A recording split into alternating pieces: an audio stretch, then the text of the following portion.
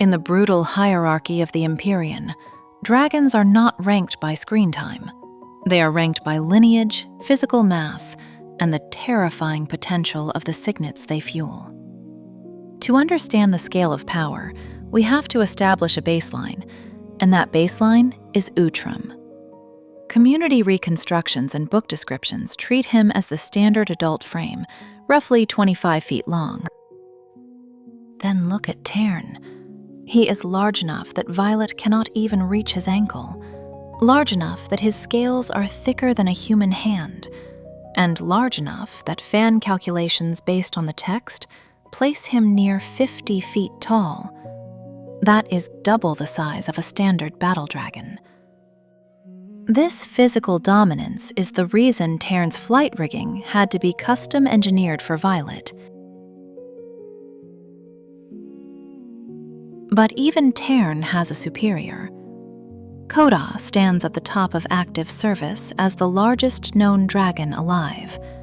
Fandom estimates place him at least 5 feet taller than Tairn, giving him a mass that is unparalleled on the battlefield.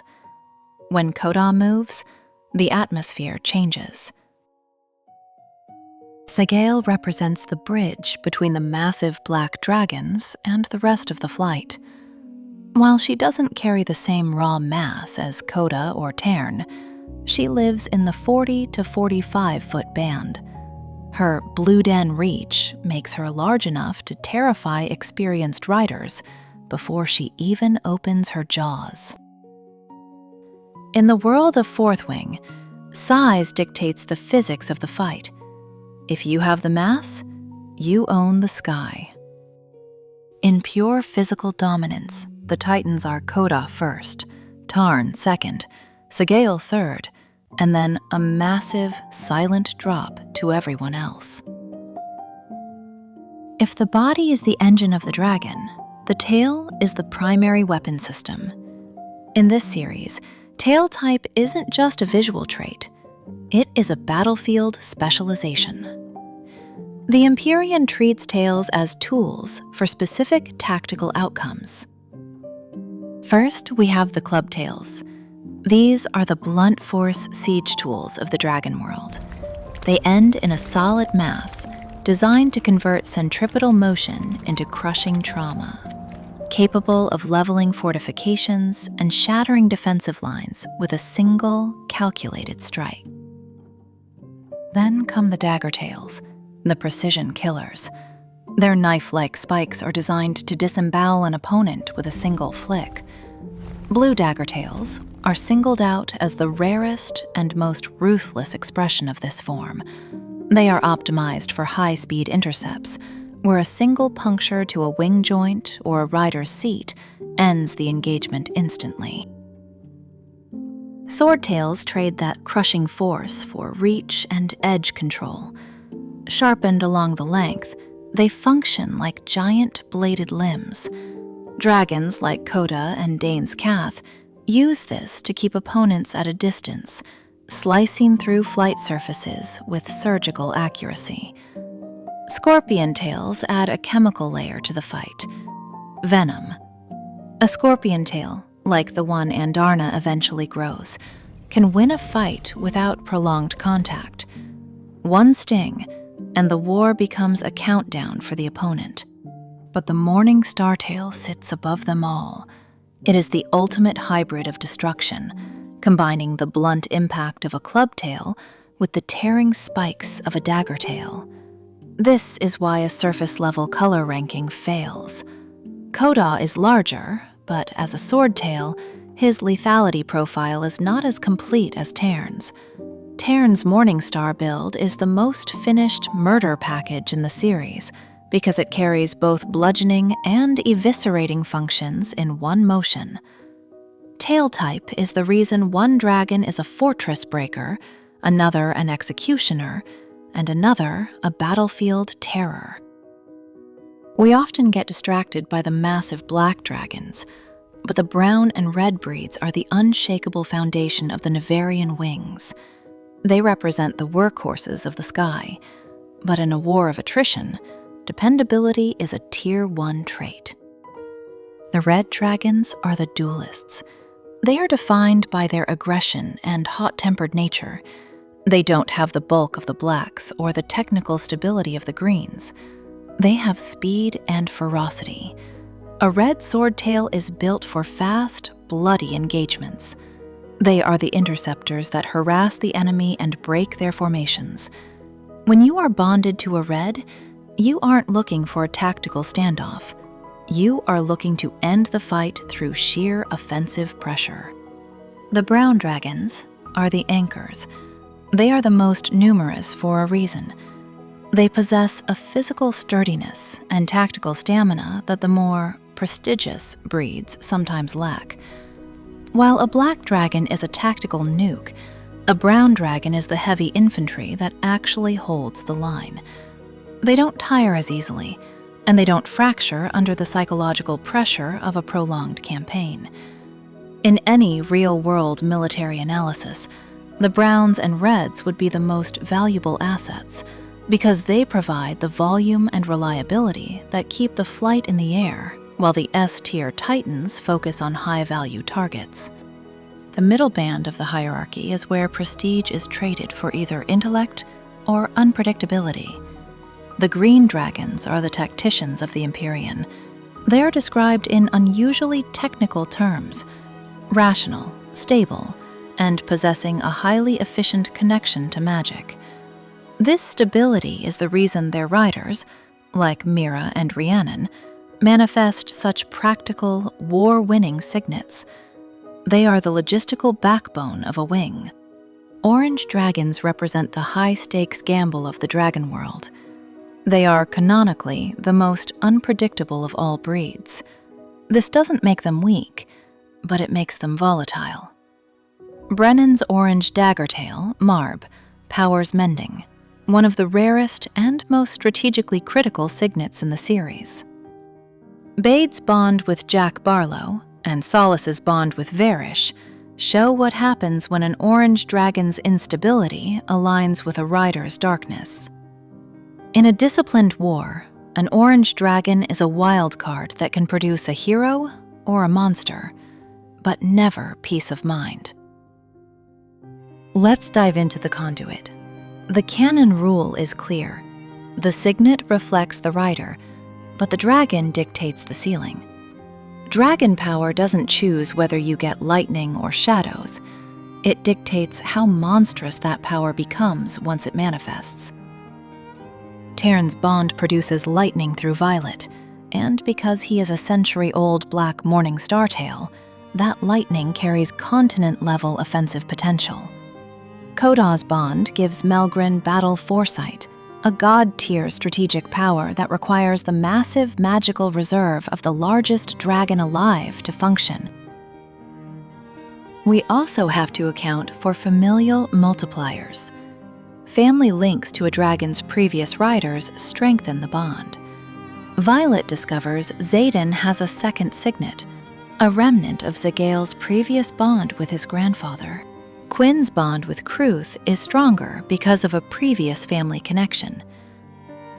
This is why the power of a rider and their dragon is not always visible by their appearances. Andarna is the anomaly that proved every previous rule incomplete. She starts as a gold feathertail, a juvenile form that isn't even supposed to bond, but she does. Because she is a juvenile, she can transfer her gifts directly, allowing Violet to stop time before she ever manifested a standard signet. But her transformation in Iron Flame changed the entire landscape of the lore. Andarna entered an accelerated adolescent phase that resulted in permanent structural damage. Her second set of wing muscles never formed correctly, meaning she can never carry a rider in the conventional sense. However, she traded transport utility for anomalous magic. Her scales are iridescent, reflecting the world around her, a natural camouflage that makes her a ghost in the sky. She is the hidden seventh breed, a lineage that waited 6.5 centuries to hatch, because she wanted Violet specifically. As an adolescent, she killed the adult dragon Solace, proving that her biological lethality is scaled differently. If Coda is the apex of authority, Andarna is the apex of system-breaking potential. Behind every roar is ancestral memory. The different dragon dens aren't just colors. They are inherited battle cultures that dictate which dragons the Empyrean respects. Black dragons are the cunning leaders. Blue dragons are the ruthless enforcers. These legacies shape the political landscape of the Vale and determine which hatching grounds are protected with the most ferocity. But individual battle memory is the true force multiplier. Tairn is over a century old, carrying the credentials of the rebellion. He has more combat hours than almost any dragon at Basgiath. Sgaeyl's 50-year refusal to bond after her previous loss shows a depth of memory that humans can't comprehend. In this world, battle memory is stored force. The dragons with the deepest memories are the ones who dominate. They understand the patterns of war in a way their younger counterparts do not. So, where does the dust settle? S tier is reserved for the reality shifters. Coda sits at the top of conventional power as the largest and most authoritative dragon in the sky. Tairn shares this tier because his Morningstar tail build is a more complete kill package, and his bond with Violet results in brutal, destructive lightning. Andarna joins them for being the 7th breed, a rule-breaking, camouflaging, venom-killing wild card that just might push the other Titans out of the tier one day. A tier belongs to the elite, who operate just below the gods. Sgaeyl leads this tier. Her rare blue dagger-tail profile and her role in Xaden's shadows make her lethal. I do feel like, for Xaden, she is an S-tier partner because of her previous bond with his grandfather, but standalone, I'd say she doesn't equal the big three. Taney follows, because a green clubtail combined with ward extension is a strategic masterpiece. Marber earns his spot here because the rarity of mending is a high-value asset that outweighs orange volatility. Fayart closes the tier as a tactical disruptor. Placing her in A tier might be a hot take, but object summoning fundamentally breaks the laws of physical reality. By bypassing line of sight and solid barriers, she shifts the meta from brute force to asymmetric warfare, opening up flawless execution for espionage, theft, and assassination. B tier functions as the standard baseline, reliable workhorses that get the job done but lack the elite, reality-bending edge of A tier. Outrum offers conventional magical output, physical endurance, and comedic relief. Kath is vicious but limited to localized memory reading, while Kier provides necessary signet countering and Slee Shuck anchors basic metallurgy. They are the essential grunts of the wing, deadly but strictly conventional. C tier drops into pure strategic liability with Baide and Solas. Whatever raw potential they possessed was entirely neutralized by catastrophic bonds. In the Empyrean, a dragon's rank plummets when the rider becomes a fatal operational risk rather than an asset. Ultimately, this entire hierarchy is highly volatile. The introduction of a 7th breed means the current power dynamics could be completely dismantled in the next book.